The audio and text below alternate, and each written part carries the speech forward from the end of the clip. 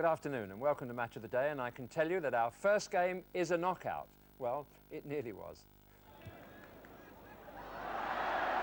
Well, there was a few players went down then, including the referee. And what will he do if this goes in the net? Because he doesn't know what's going on. And he ought to blow his whistle to bring it all to a halt. Well, referee Tyson was knocked flat as the players watched the ball there. And he's completely winded. Referee George Tyson there, who bravely held on to the end of that all-action game between Everton and Manchester City. We follow that with Chelsea against Leeds, which, as David Icke will tell you, had disastrous overtones. Yes, the football headlines have been dominated today, inevitably, by the scenes at Stamford Bridge after Chelsea's goalless draw with Leeds United, when hooligans once again waged war on the game they alleged to support. For most of the match, they'd behaved, but later fighting broke out and the police moved in to make more than 60 arrests. Before the game, another 150 were arrested when fans ran riot on the London Underground. Billy McNeill, the Celtic manager, also found himself in trouble yesterday. He was booked and ordered to the stand during Celtic's defeat against Aberdeen. Well, let's get straight on with the action from a fine match at Goodison Park between Everton and Manchester City, who understandably not only have their own ambitions for success, but they both bear an additional burden of living in the shadow of successful neighbours. Your commentator, Tony Gubber. Few visitors to Goodison Park are viewed with more suspicion than Manchester City, who've defeated Everton in this league fixture here for the past 3 seasons. First 2-1, then 2-0, and most recently a year ago, ending Everton's unbeaten home start to the season when Dennis Stewart scored the only goal. Reeves, Higgins behind him. Harida, Stewart and Boyer both in the box. Stewart got the header, and that's 1-0 to Manchester City. 68 minutes gone, and Manchester City take the lead. Well, can history repeat itself? Dennis Stewart plays for City against an Everton team today, again unbeaten in 4 home games, but able here to field a full-strength team. Although number 7, Adrian Heath, had to pass a fitness test just an hour ago on an ankle injured in the Midweek League Cup win, and he plays with it heavily strapped. Manchester City are without 2 players, starting suspensions, Kevin Bond and Asa Hartford, and so are pleased to welcome back at number 4, Nicky Reed, for his first match since returning from a summer with Seattle in the North American Soccer League. And named as sub, 16th senior game for City last week after just 1 match in the reserves.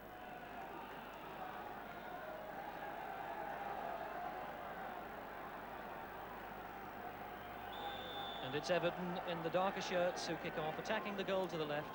A fixture that has bristled with incident in the past. Last time these teams met at Main Road last March, Trevor Francis was sent off in a 1-1 draw. Heath, number 7.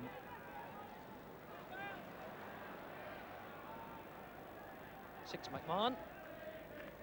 Sharp. Burrows, the fullback. Couldn't get the ball past. Paul Powell, the City captain. Everton win the throw. Marvellous still afternoon at Goodison Park. Perfect conditions for football.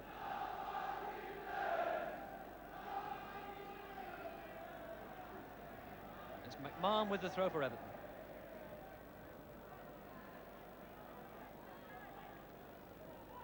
Sharp. Heath chips it up. Johnson. David Johnson stealing in, but straight into the arms of Alex Williams, the City goalkeeper.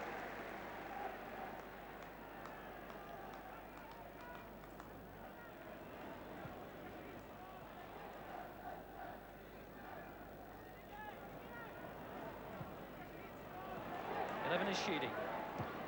Oh, he's made a marvellous run into space behind the fullbacks. Caton in front of him. Gets around him. Oh, terrific play by little Adrian Heath. Only pass fit, an hour before the kick-off. Getting around the central defender, Tommy Caton, and putting in the shot straight into the chest of Williams. Well, little Adrian Heath, known as Inchy to his teammates, playing with his injured right ankle, and no signs yet that that's giving him any trouble.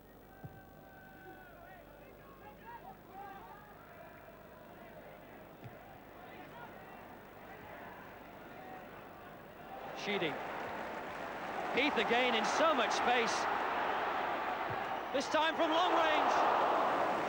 Inches past the post. Well, what a little dynamo this man is.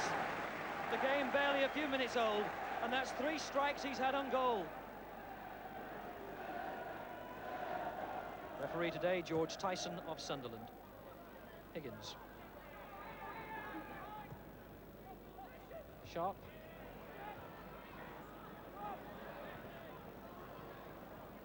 Chris Jones for City. There's got to be a whistle for something there. 1 or 2 feet were rather high. Oh, good play.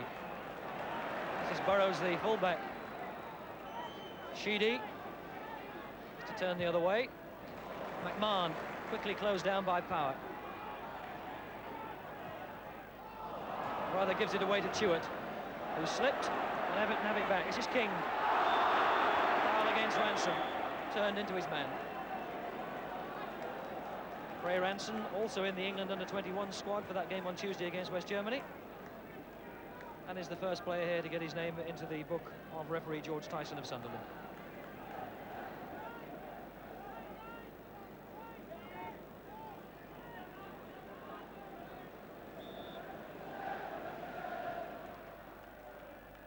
Sheedy claims that it got a touch, and the referee agrees. So it's a corner. Kevin Sheedy came here from Anfield, one of 2 ex-Liverpool players in this Everton side. David Johnson the other. McMahon with the corner. Andy King can retrieve this. Number 4 with him there is Higgins. Tried to get in the cross and didn't succeed. Had to hold Haridi. So City get a free kick.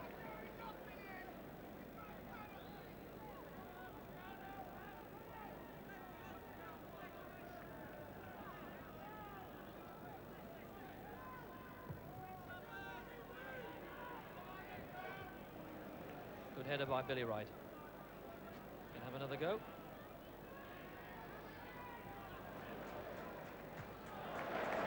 Applause from the Goodison crowd, although Everton have lost possession.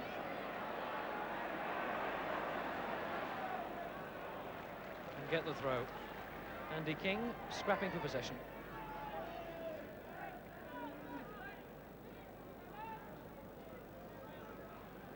Bailey.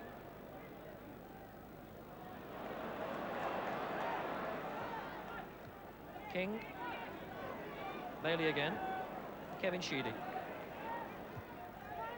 David Johnson to McMahon. Sharp's number 9. Got the header. David Johnson was there. And who got the touch? The referee says it was Johnson. The number 9, Graham Sharp, getting up to that cross, nodding it down, and David Johnson stealing in and just touching it over the bar.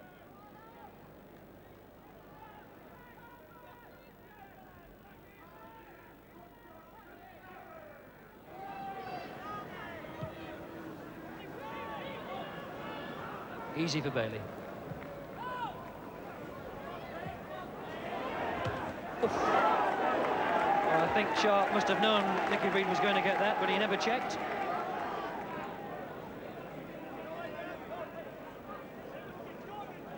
And it's a throw to Everton. To be taken by Sheedy. That's Sharp.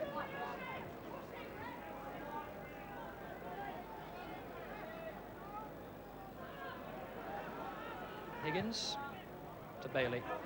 Gets into some good positions, the fullback, John Bailey. And likes to go forward, as he's doing so here. Oh, finds Andy King. Touch back to Sharp, just behind him. Burrows, the other Everton fullback, also involved in the attack. McMahon. Sheedy.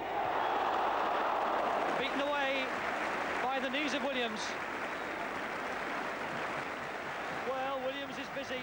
He knows this might be his last game in the first team, with Corrigan playing for the A team today, but he had to be sharp with that shot from Sheedy. Number 6, Steve McMahon with the throw. 7 is Heath. dodging and trying to find a space, and gets one.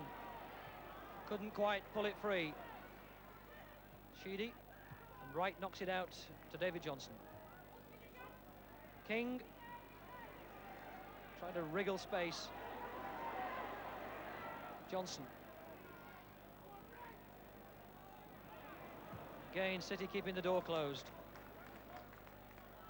McMahon slipped. Well, I'm not sure how intentional that kick was by McMahon. He rather stuck his boot out trying to pull the ball back. But it must have hurt. David Cross, the man down. So it's a corner to Everton.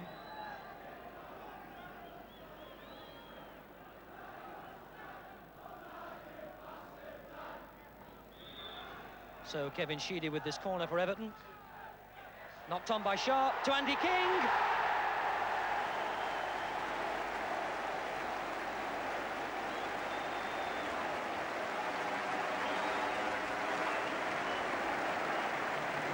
Sheedy took the corner. It was knocked on by number 9, Sharp.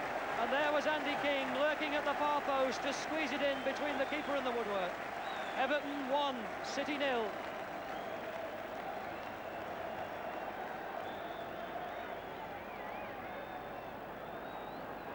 Chewett. Ranson. Reeves.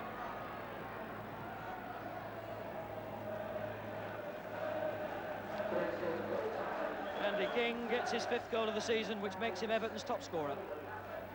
Jones with the corner for City. Southall pushed it out only as far as David Cross, who drilled it into the Everton net, and 2 goals in the space of a minute. Southall shouting at his defenders, but he might feel himself that he should have claimed that corner. The ball only pushed out as far as the City number 9, David Cross, who drilled it first time into the Everton net for his 4th goal of the season. And now he's City's top scorer.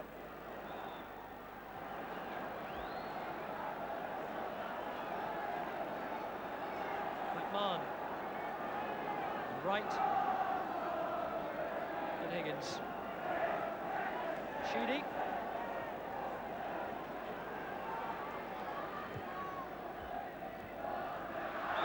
Was Caton climbing? Yes, he was. Everton get the free kick.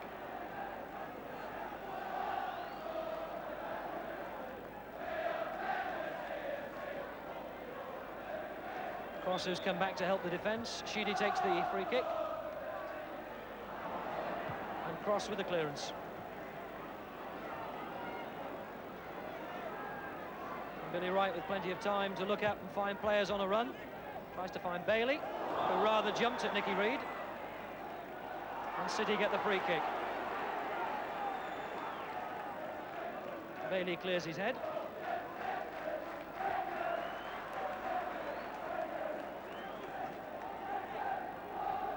City chairman Peter Swales in the natty hat, the spectacles, and with the cigar.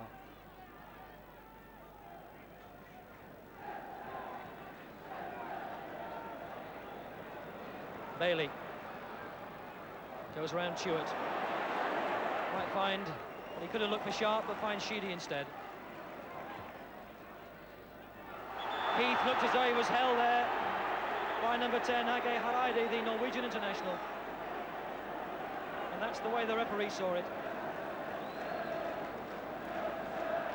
But it's Hareide's name who now goes into the book,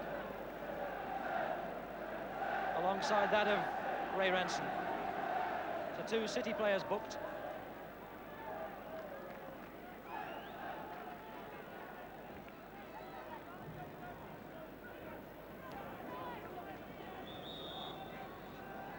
Is Billy Wright also with him, and this is Wright out to Higgins, and up and under. Oh, a clear push in the back, and this time it looks like Tommy Caton's going to be booked. Well, there was no doubt about that. I mean, one might say it was clumsy. It was certainly an offence, and referee Tyson of Sunderland says it deserves a booking. Graham Sharp knocked breathless by that challenge from Tommy Caton, the 3rd City player to have his name taken. Well, Everton are certainly getting lots of practice with the free kicks outside the penalty area. What do they work this time? Billy Wright chips it forward.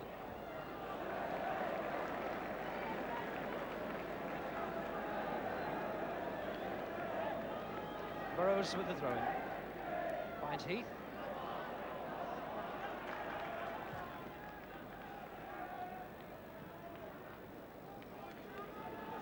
Everton throw. Powers interception. Andy King can find Bailey. Chooses instead Higgins. Oh, a good ball out to the right back, Burrows. McMahon. David Johnson. King. McMahon. This is bright football by Everton. Sheedy's 11. 7 is Heath. What a tackle that was by Caton. Little Heath popped up with the goal at his mercy. And big Tommy Caton smothered the shot.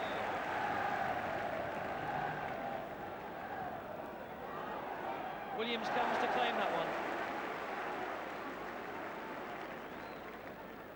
So Caton involved, a foul and his name in the book, and then a telling save almost on the line from Heath. Sheedy. Billy Wright.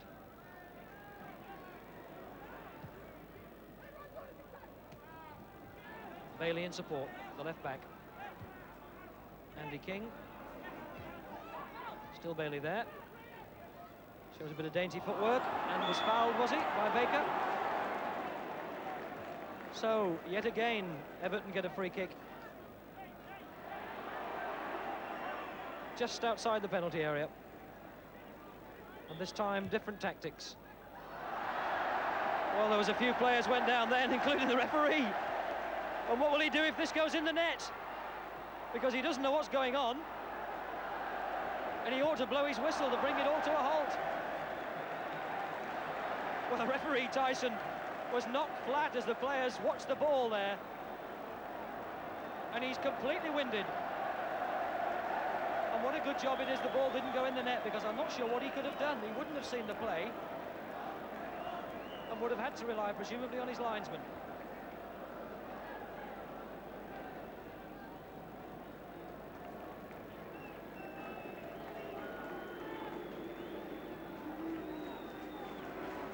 Well, referee Tyson back on his feet and just about, it appears, able to continue, although he's clearly quite shaken.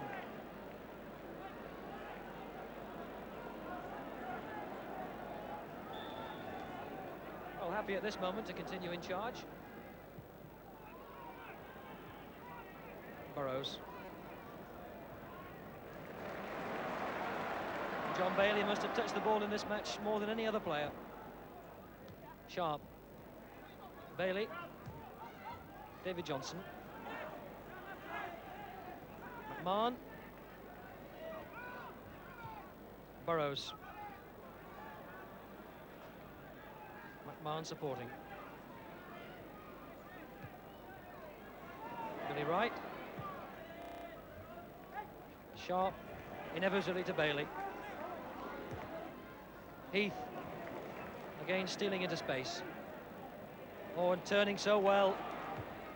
Oh, a marvellous little shot.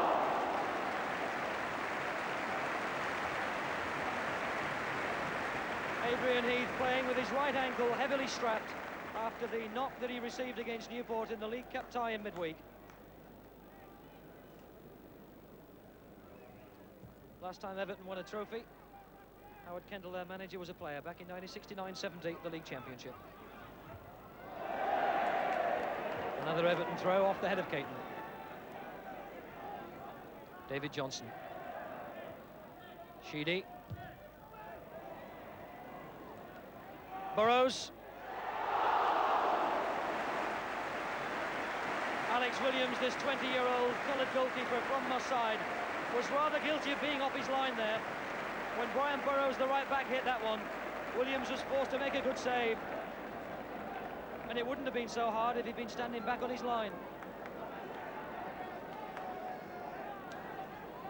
Into the last minute, at the end of this first half. And it ends the way it seems to have been played, with number 3, Bailey, in possession. And that's a corner to Everton. Their 7th of this first half. 11 Sheedy. And both of Everton's central defenders, Higgins and Wright, have gone forward. 4 and 5. Touched on by Sharp. Well, there was a despairing hand, and I think it was the hand of Williams. As that clutch of players went up. Almost a repeat of the corner which brought Everton's goal. And finally, the referee's whistle goes at half-time. A bright, entertaining first 45 minutes, with Everton taking the lead in the 25th minute through Andy King, his 5th goal of the season from a corner, which makes him Everton's top scorer. And then City replying almost immediately, again from a corner, with David Cross, their scorer, his 4th goal of the season, which makes him City's top scorer. A famous face from the past in the stand today, Joe Mercer, formerly a manager of Manchester City. That job now held by John Bond. And it was 2 years ago, to the day exactly, that City sacked Malcolm Allison, and 4 days after that, they appointed Bond as manager. Mr. Tyson's head is cleared after that bump that he got in the first half. Looks bright and lively.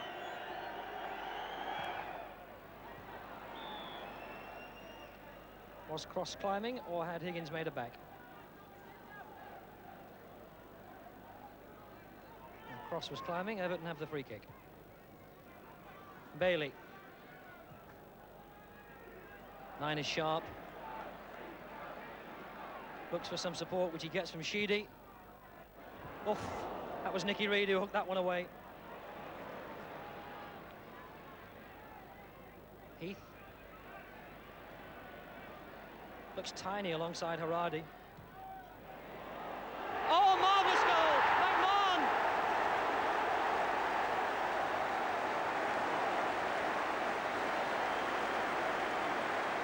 Steve McMahon scored in the League Cup tie against Newport on Tuesday, and gets on the score sheet here as well. A flashing header as he sprinted in to meet that cross, and Williams had no chance. Everton 2, City 1.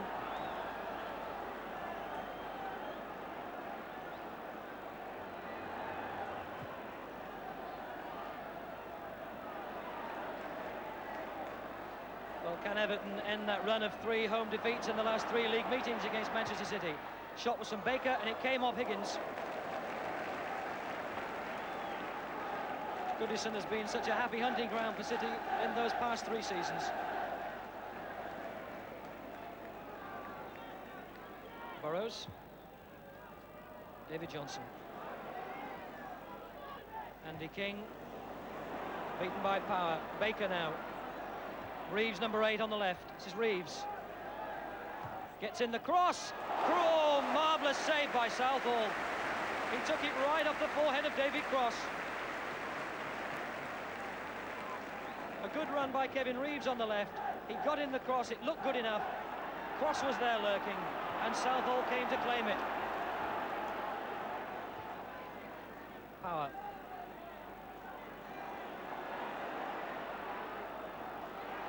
Power's given it away to Andy King. 4 on 4 for Everton. 9 is Sharp.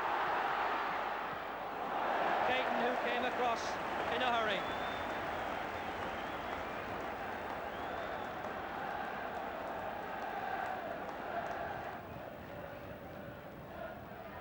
Sheedy takes the corner. Touched on by Heath. Billy Wright. Well, Billy Wright, sprinting back to the defensive position, will know that he should have scored then.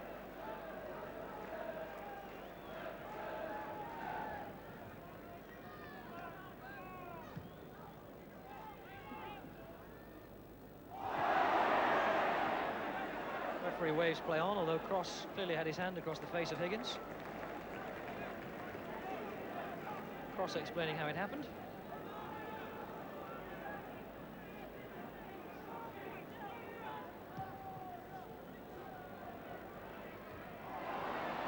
Sheedy, lovely ball to find Adrian Heath. But Williams comes off his line and got the important touch.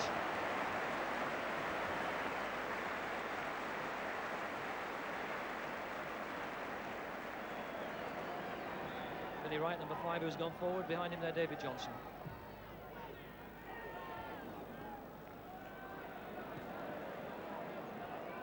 Burrows. Johnson. And Everton's throw.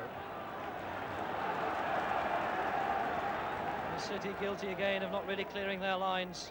Everton are finding it so easy to get possession back. Bailey.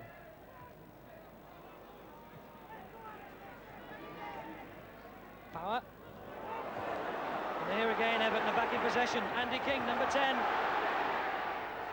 Oh, he tried to chip it over the challenge of Caton.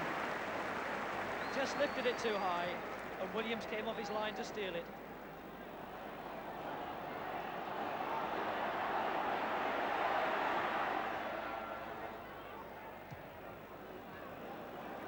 Sharp.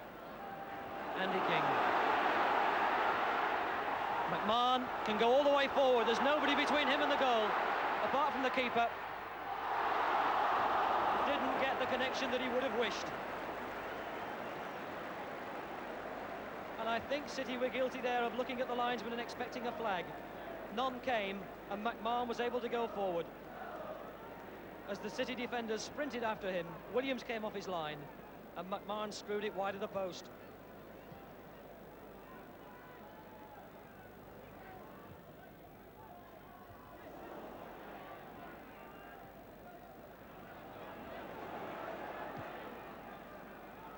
Sharp and Caton got there first.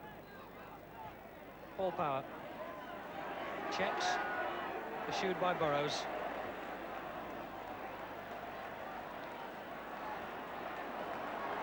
Well, Power's persistence pays off. City still in possession. Cross.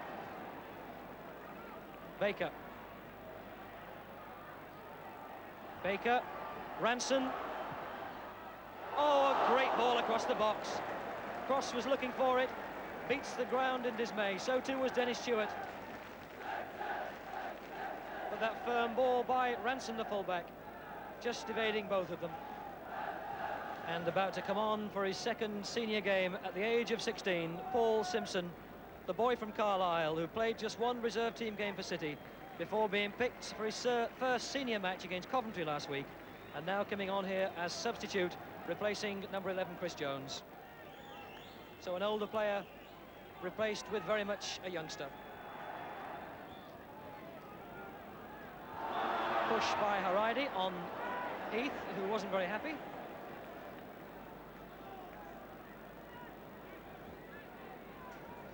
Referee Tyson just cooling down Adrian Heath, but remember he's in the England under-21 squad for that game against West Germany on Tuesday, and certainly wouldn't want to aggravate his ankle injury. Playing with it heavily strapped.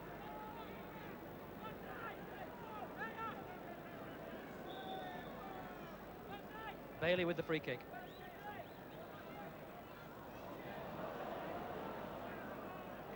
The referee says Everton throw. Johnson leaves it for number 2, Brian Burrows, the right back. Sharp. McMahon. Sheedy. What a good clean strike of the ball by Kevin Sheedy. Only on the score sheet once since he came from Liverpool. Hit that first time as McMahon set him up, and it only flashed just wide of the post.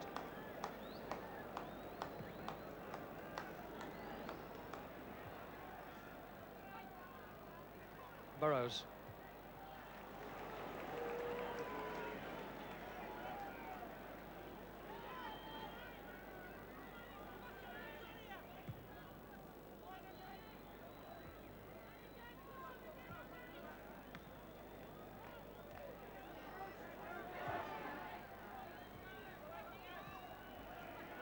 Ball Power. Nicky Reid. Shown rather a lot of that to King, but got it back. This is Simpson, the young boy. Haraidi, he hasn't yet scored for City. and he still hasn't. 23 games he's played, Haridi, and not good on the score sheet, and he won't come closer than that. Seemed to have the goal at his mercy. It was beaten out to Chewett, who lifted it over the bar. Sharp. Nicky Reid penalised. Oh, and the City players weren't watching Sharp there. He went forward and King found him easy as you please. Sharp. Still Sharp. Got King in support now. Punched away from the head of Heath.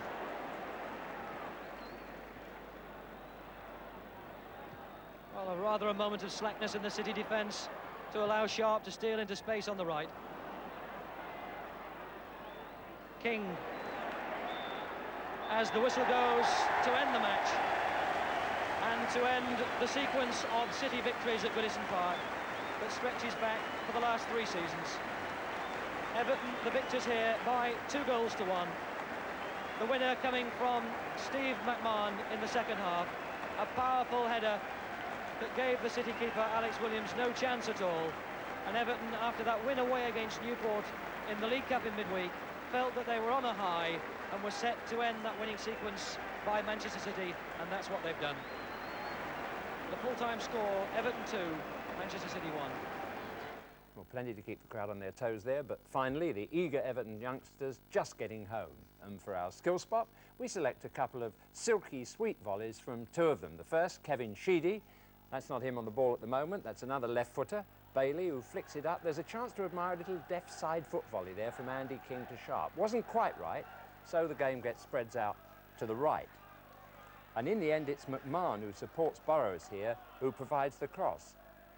Both of the volleys come from defensive headers from the same man, Harida, so it pays to keep awake in these situations. There's the jump, he wins the ball, but Sheedy with that sweet left foot dips it and brings out a very good save from Williams. Same left foot here that is doing such damage for Everton, trained at Liverpool, rather surprisingly. And here's Haridi's header this time, well outside the box. You can see it dropping about 5 yards outside. And this really is a fine volley, taken higher by Burrows. He's got his eye on it and takes it really high in the air and brings out a further fine save from Williams, who obviously doesn't want Joe Corrigan to get back in the City goal. Also encouraging news for the home countries today at the start of a busy week of international football with relatively few players troubled by injury. Bobby Robson, the England manager, has only 2 doubts for the game against West Germany at Wembley on Wednesday. Mark Chamberlain, the exciting Stoke winger, named in the England squad for the first time, is still suffering from a hip injury. He left the field during the Milk Cup match against West Ham last week and had a pain-killing injection before yesterday's match at Manchester United. He will join the squad but could be doubtful. Well, Ray Clements, the Spurs goalkeeper, is the only other problem. He missed the 4-0 win over Coventry with a back injury. But Remy Moses of Manchester United is definitely out of the England under-21 squad to play West Germany in the second leg of last season's European under-21 final, in which England defend a 3-1 lead. The Spurs striker Steve Archibald has a leg strain, but he should be fit for Scotland's European Championship match against East Germany. And Northern Ireland are perhaps the worst affected, with Norman Whiteside, the Manchester United striker, almost certain to miss their European Championship game in Austria. Well, at home, Stan Cummins of Sunderland is reported to be the subject of inquiries from Manchester City. Cummins joined Sunderland from Middlesbrough 3 years ago for £300,000. And Mike Bailey, the Brighton manager, didn't take long to dismiss reports today of a swap transfer, with Arsenal's Lee Chapman moving to Brighton and Mike Robinson making the reverse journey. It's a joke, he said. Well, players in Bobby Robson's England squad for the game against West Germany were certainly in form yesterday, scoring the key goals at the top of the First Division. Brian Robson scored the only goal of the game against Stoke City, and that took Manchester United to the top. Alvin Martin, who could be England's centre-half this week, set West Ham on their way to a 3-1 victory over the previous leaders Liverpool. And Cyril Regis got one of the goals in West Bromwich Albion's 2-1 win over Nottingham Forest. But they were all upstaged by 20-year-old Gary Brooke, who scored a hat-trick inside 6 minutes against Coventry. So the First Division looks like this. United lead, and West Ham's win over Liverpool lifted the Hammers into second place and dropped Liverpool from first to fifth. West Bromwich Albion are third. Well, 2 results this afternoon, both in the Fourth Division. Northampton 1, Tranmere 0. Owen Brown of Tranmere was sent off there, and Swindon 3, Colchester 0. The crowd there, 4,473, the best of the season at Swindon. Well, we go now to Stamford Bridge for the second division game between Chelsea and Leeds. And as you'll see, recent rain left the pitch very heavy, which tended to slow down the pace of an evenly matched game after half-time. Your commentator is John Motson. 22-year-old David Speedy, who joined Chelsea from Darlington just after the end of last season, has made 3 senior appearances at Stamford Bridge and scored twice each time. 6 goals in your first 3 home games, even with a name like his, is some going. Chelsea today without Colin Lee and Gary Chivers, both injured in the Milk Cup against Tranmere. So at number 2, Gary Locke plays his first senior match of the season, and Colin Pates returns at number 4. Pop Robson is substitute, and after the fuss in the Potteries about Mark Chamberlain, Chelsea have their own natural winger in 20-year-old Paul Cannaville, who was signed last season from Southern League Hillingdon Borough. But if you ask any Chelsea fan today his abiding memory of wing play, he might well recall the 1970 FA Cup final at Wembley when Eddie Gray tormented Chelsea's defence. The Leeds player-manager now operates from a deeper position, and his team today is the one beaten by Newcastle in the Milk Cup. Eddie Gray himself and Trevor Cherry have recovered from slight knocks. Martin Dickinson is still not quite match fit. Kenny Burns continues at number 4. And number 11, Arthur Graham, will doubtless recall scoring in the first minute on Leeds' last visit to Stamford Bridge 4 years ago. One ever present in the Chelsea side this season is Stamford the Lion. Well, there's quite an atmosphere inside Stamford Bridge this afternoon. Chelsea have had 2 home wins in the last few days, and Chelsea-Leeds, not many years ago, was one of the classic fixtures on the calendar. Chelsea, the Cavalier club in the 60s and early 70s, Leeds then with the arch-professionals. There's Cannaville. Speedy. Gary Locke with the header. John Bumstead, number 8, looking for Walker.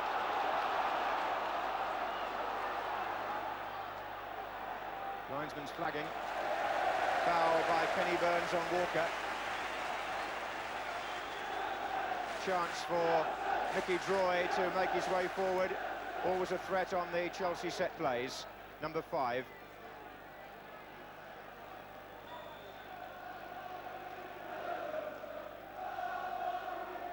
Droy! Oh! Well, he must feel he should have scored. Fillery curled it in with his left foot with some pace, and Droy escaped the attention of the defenders, who should know all about him. There's Trevor Cherry, good ball to Frank Worthington. Looking to his left, but had to pause while Leeds supported from midfield. That was Frank Gray across to his brother.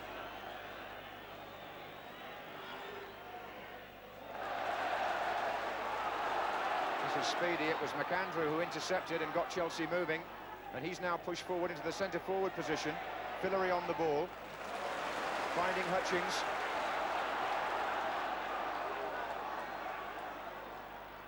Fillery. Walker on the far side. There'll be a volley, turned away by Lukic. Brilliant falling volley by Clive Walker. Chipped in by Fillery, and Walker, well, if you'd seen a South American do that, you'd have thought, what a tremendous piece of skill. And it was indeed. Good save too. Cannaville.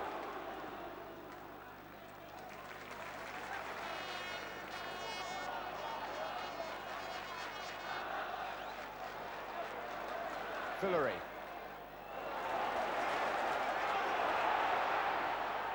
And Chelsea in full flight early on here.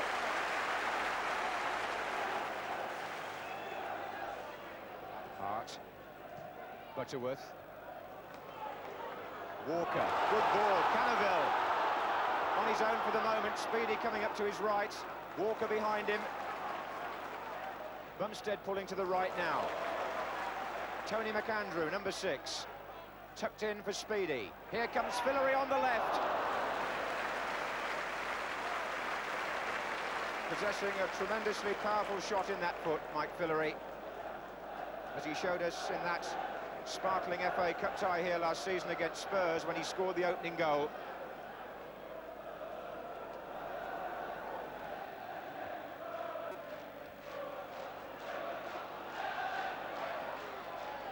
seasons. There goes Butterworth.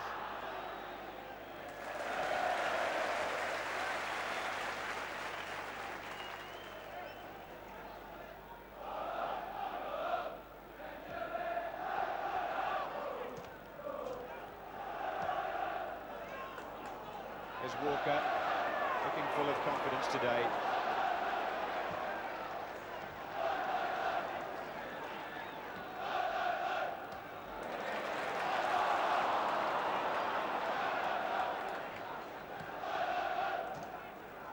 Oh, there's a chance here for Frank Gray.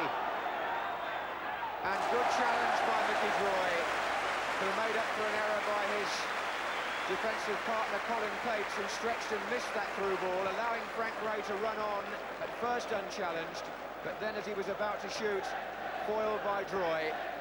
Those long legs have saved Chelsea so many times in recent years. Corner to Leeds.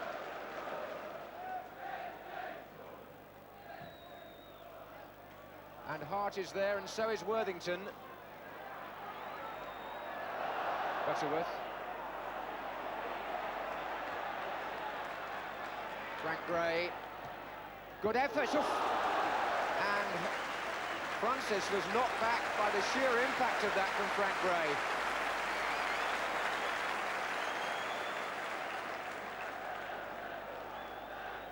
Worthington hooks it back in, away by Droy. Return by Hart, that's awkward.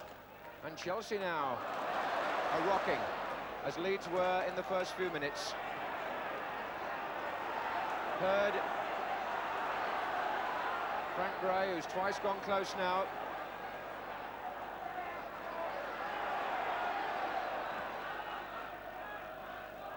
Burns had stayed forward, and Droy glad to get the ball downfield. Following up there was Bumstead. Here's Speedy. And Walker, with Fillery supporting. Oh, a deflection on that one too. Well, when Frank Gray drove that shot, the important thing from the point of view of 18-year-old Steve Francis in Chelsea's goal was to keep it out some way. He was behind it, but it nearly knocked him backwards.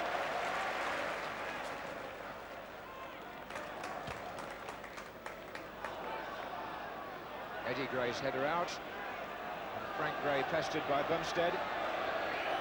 Still finds Lukic.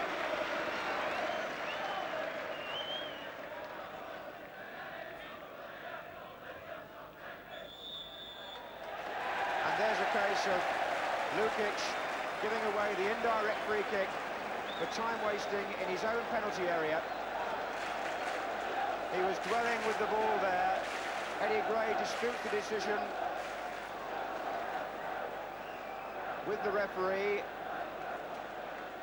who awards Chelsea an indirect free kick.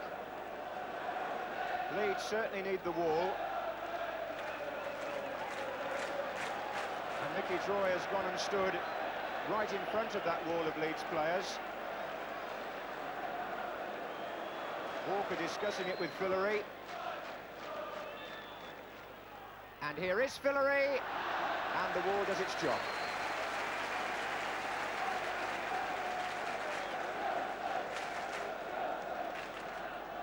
So a corner.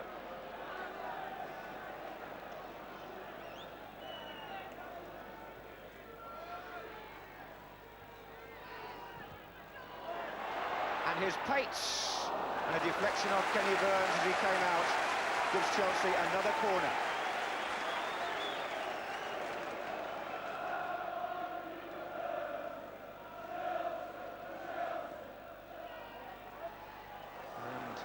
Lukic holding on. It's interesting how referees have clamped down on goalkeepers now when they spend too long with the ball in their own penalty area. So the first half ends with no goals, but Clive Walker's Spectacular volley early on was something to admire. It was saved by Lukic, and at the other end, Frank Gray saw his shot, knocked the goalkeeper backwards, but it stayed out, and the referee ends the half by talking to Gwyn Thomas, the Leeds number 6, who was involved in a heavy challenge with McAndrew as the whistle went for half-time. Smart red tunics and medals gleaming, the famous Chelsea pensioners from the nearby Royal Hospital, who these days are made welcome by the club with privileged seats in the director's box, and also enjoying, it would appear, a well-earned warm drink at half-time. So Leeds start the second half.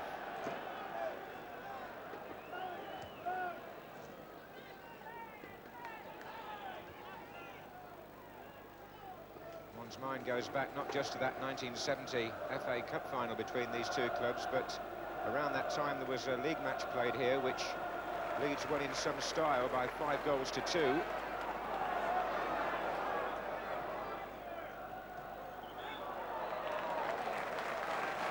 Free kick to Chelsea. Here's Mike Fillery. Short to Walker.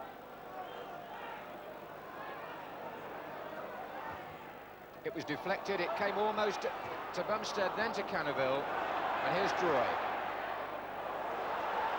Oh, Lukic did it every inch there to pluck that one out, because Droy's cross looked as though it might be dropping over the goalkeeper for the waiting Speedy, but Lukic stretched and just made it. And Hurd with Fillery chasing back.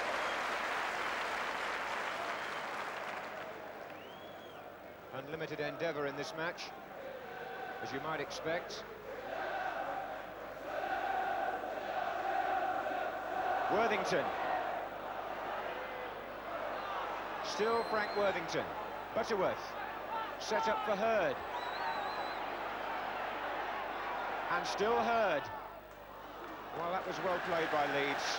First by Frank Worthington with a deft piece of skill inside the penalty area, holding off those defenders, then pushing it to Butterworth, and then after that, Kevin Hurd finding room for the cross. Hurd again.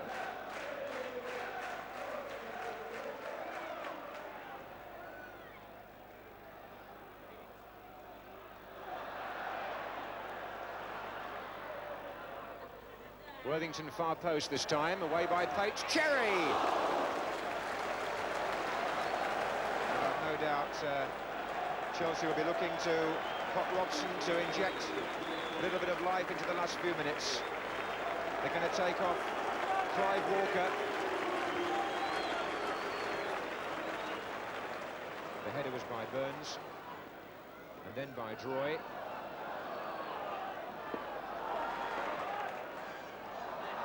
Pop Robson fell and handled.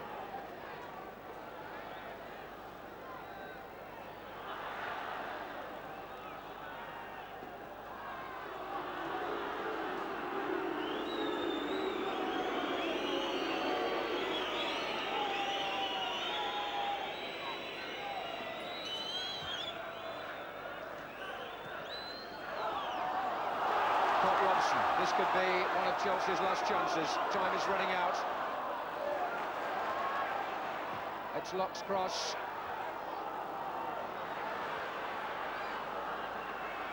Graham.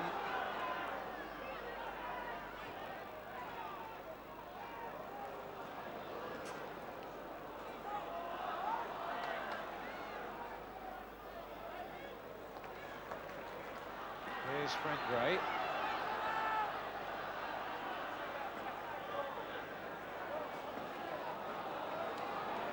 Afraid that's rather like the Leeds of old, the little piece of time wasting down by the corner flag, but better not speak too soon, because they would still have time to get the ball perhaps into the danger area.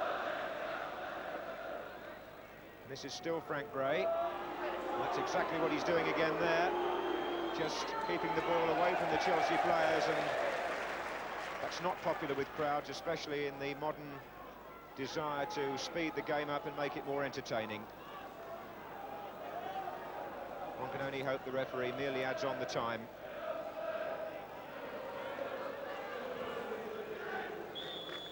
But he hasn't added on very much.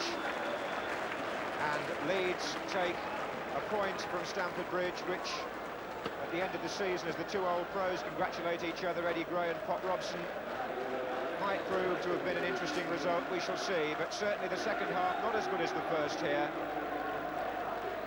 The crowd did their best to lift the afternoon, and both teams did enough to suggest that they will remain in the top of the table, the top half of the table anyway, as the Chelsea pensioners look down on a match which in the end lacked a true moment of inspiration. Well, unfortunately, as I'm sure you've seen, it wasn't the football at Stamford Bridge which featured on the sports pages today. It was the scenes before, during and after involving hooligans. 150 were arrested well away from Stamford Bridge when they ran riot on the London Underground, and then another 66 during and after the match, which attracted 25,000, the third biggest crowd of the day. There was trouble in the first half in the main stand when police fought with youths among the seats, evidence perhaps that all-seater stadiums would not be the whole answer to hooliganism.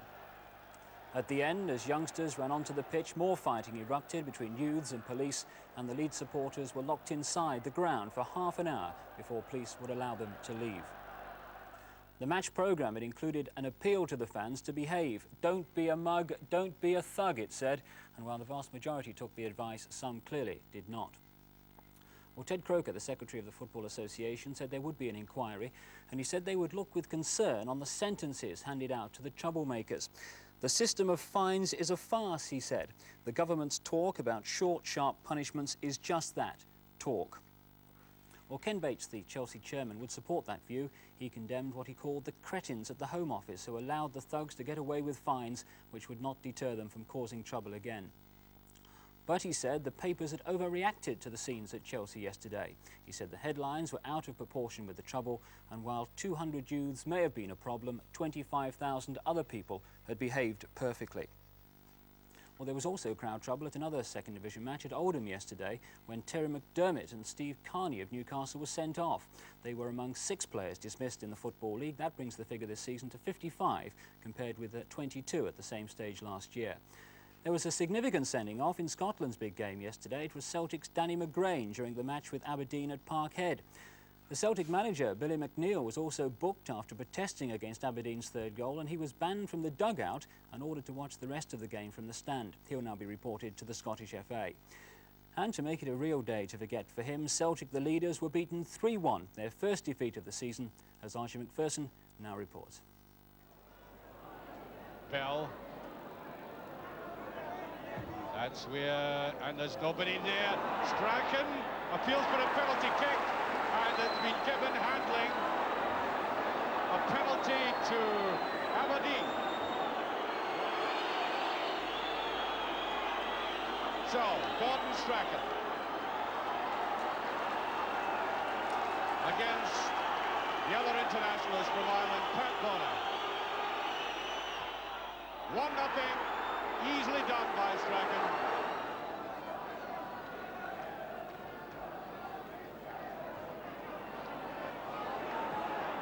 There's McGee. Strachan wants a good turning by McGee, and that's the second one. Simpson has scored the second one from McGee. Everybody back for Aberdeen bar Mark McGee. Leighton committed himself early for that. There's a goal. Charlie Nicholas.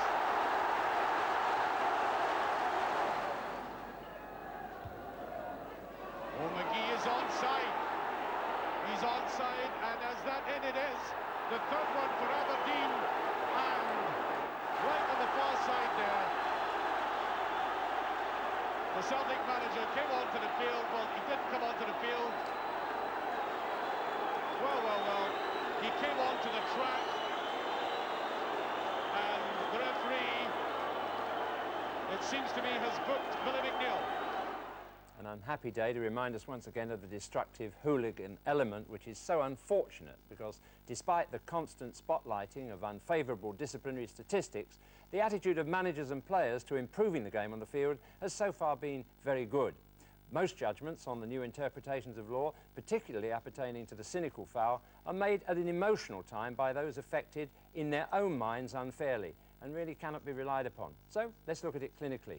Both spectators and those within the game wanted a proper punishment for the cynical foul. The advisory committee recommended a change of law and the punishment to be a penalty. But since FIFA set its face against any law change, even as an experiment, it couldn't be.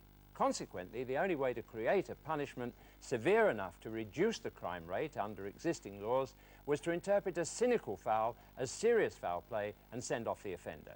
That referees are doing effectively, but once in a while must make an error of judgment. It's then the squealing starts and individuals lose sight of the overall benefit to the game.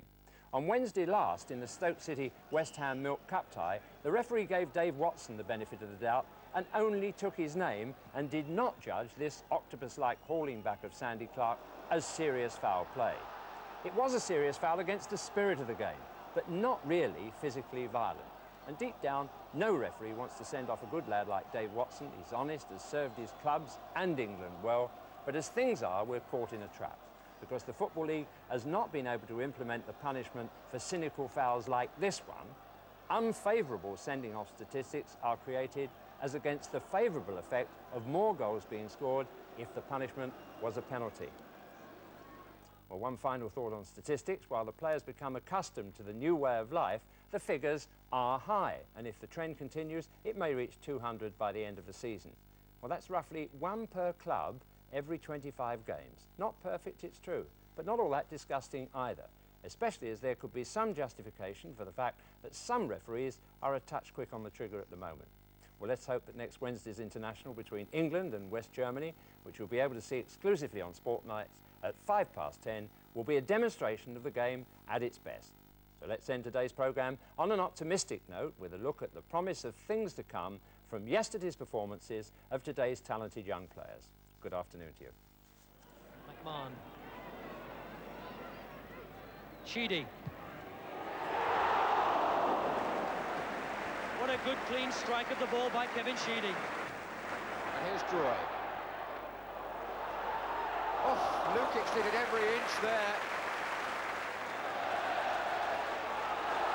This is speedy. It was McAndrew who intercepted and got Chelsea moving. And he's now pushed forward into the centre-forward position. Fillery on the ball.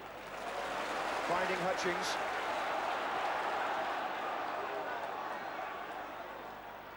Fillery. Walker on the far side. There'll be a volley. Turned away by Lukic. Brilliant falling volley by Clive Walker. Butterworth. Frank Gray. Good effort. Oof. And Francis was knocked back by the sheer impact of that from Frank Gray. Heath. Again stealing into space. Oh, and turning so well. Oh, a marvellous little shot. Heath. Looks tiny alongside Haradi. Oh, a marvellous goal! McMahon!